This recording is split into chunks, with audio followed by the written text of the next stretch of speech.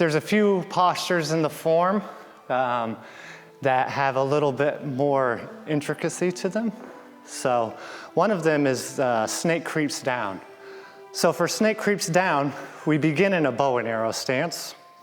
And basically we turn the heel out and then turn these toes out. To look this way, if I was to just look this way, you see how the knee comes off the bubbling well? That's all in alignment. But to look that way, if you turn your foot in, you keep your body mechanics the way they're supposed to be. So for snake creeps down, we've widened our stance, and then we're gonna turn this way, and then we're gonna come up this way, like that. So in the beginning, it's important to take a comfortable posture.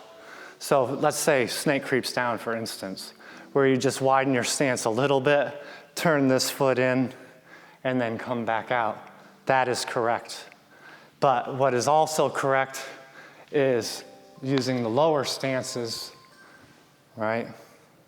Both ways are correct, but you need to listen to your body and do what's right for your body as well.